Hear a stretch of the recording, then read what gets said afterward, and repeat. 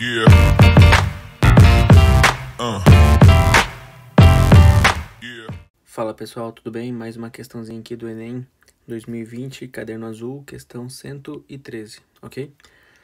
Vamos lá, uma questão que cobrava lançamento horizontal, uma questão tranquila, certo?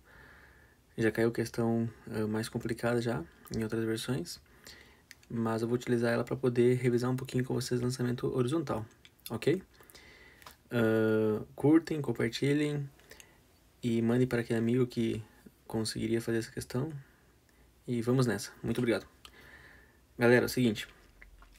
A questão aqui fala sobre como seria a formação, né, da trajetória ao ser lançado uma bolinha, certo? Na horizontal. Se você pegar na sua mesa aí, no caso, o aluno, quando estava fazendo o vestibular 2020, colocar uma caneta, certo? Bem no cantinho da mesa e dar um peteleco bem atrás dela, assim, sabe? Perceberá que ela, ao mesmo tempo que ela for para frente, ela também vai cair. Vai formar exatamente esse movimento, certo? Que seria a letra D, a resposta, ok? Imagina se a gente deixa um peteleco atrás da caneta, né? E ela fosse para frente, depois ela caísse. Aqui seria o quê?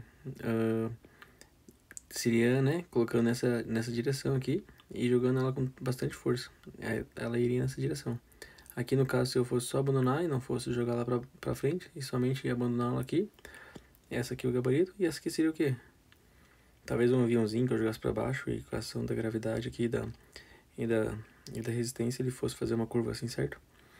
Vamos lá, lançamento horizontal. Entenda uma coisa, lançamento horizontal, ao ser lançado na horizontal, o objeto sofre a ação da gravidade, certo? E, além de ir para frente, também cai, certo? Formando um arco de parábola. Olha só, quando ele sai que desprende dessa região, o que vai acontecer? Ele não tinha um movimento aqui na horizontal? Ele vai continuar com esse movimento na horizontal. Vamos supor que seja 20 metros por segundo. Vai continuar 20 metros por segundo a todo momento. Mas aqui, quando ele deslocar aqui, descolar aqui dessa região, o que vai começar a atuar? A gravidade, com 10 metros por segundo. Ou seja, cada segundo ele ganha 10 metros por segundo de velocidade. Tá vendo? Uma velocidade bem pequenininha e com o tempo ela vai crescendo, certo? E aí, olha só, eu coloquei aqui para vocês saberem. Na horizontal, nós temos qual tipo de movimento? Nós temos os movimentos, né, uniforme, que envolve principalmente essas duas equações, ΔS por ΔT. S igual a S0 mais VT. S igual a S0 mais VT é quando a gente pega e desenvolve essa outra equação aqui, certo? Na vertical, nós temos qual movimento? Movimento uniformemente variado, que tem a aceleração aqui, ó, da gravidade. Aí tem algumas equações. A aceleração é a velocidade ΔV por ΔT, V igual a V0 mais AT, a Torricelli, certo? O sorvetão, né? E o tempo de queda. Quando a gente pega e desenvolve esse sorvetão, a gente consegue ver aqui o tempo de queda, ok? Essa aqui o pessoal utiliza bastante, fala bastante dela, porque ela é utilizada muito quando o objeto, né, é abandonado. E aí tem uma observação aqui que fala um pouquinho sobre o que as questões costumam perguntar. Elas costumam perguntar o tempo de queda, o tempo que ela demora para chegar aqui, até nessa região aqui, certo? Pergunta também a altura desse prédio aqui, certo? O alcance, que seria esse aqui, alcance, ok?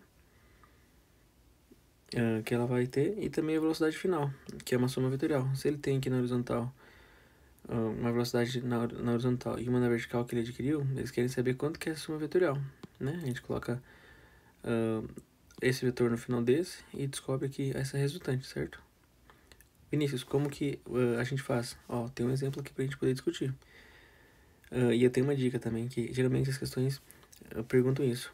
É bom você pegar e descobrir o tempo pela vertical e aplique na horizontal, certo? Por exemplo, eu tenho aqui uma bala, certo?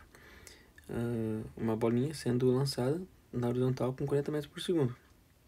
Aí a questão pergunta pra gente, quanto vale esse tempo de queda?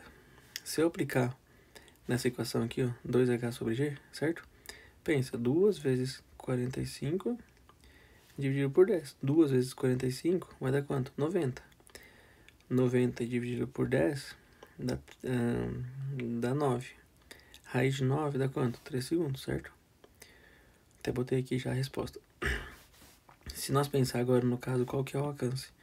Tá vendo que esses 40 metros por segundo vão ficar atuando durante 3 segundos? Se eu colocar nessa equação aqui, ó, ΔS por ΔT, Velocidade média é quanto? 40 é igual a ΔS, que é a minha incógnita, dividido por ΔT, que é 3. Então dá 40 vezes 3. No caso dele é quanto? 120 metros. Que é esse alcance aqui, certo? Vinícius, qual a velocidade que ele chega aqui? Só pensar no seguinte, 40 vai ser a horizontal. Que velocidade que ele vai chegar aqui pela vertical, Vinícius? Pensa comigo. Tá vendo que foram 3 segundos? E a gravidade dá 10 metros por segundo cada segundo? Passou um segundo, a velocidade tornou, 10. Mais o segundo, 20. Mais o segundo, 30. Então, aqui na vertical, ele vai ter uma velocidade de 30 metros por segundo. Na horizontal não, na vertical. 30 metros por segundo. Na horizontal, 40 metros por segundo. Como é que seria a soma vetorial? É um triângulo o quê? 30, né? 40, então o resultante seria quanto? 50. 50 metros por segundo, ok? Uma revisão rápida aqui sobre esse assunto.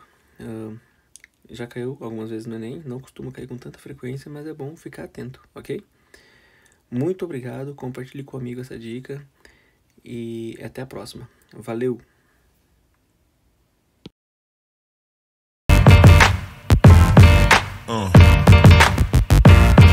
Yeah.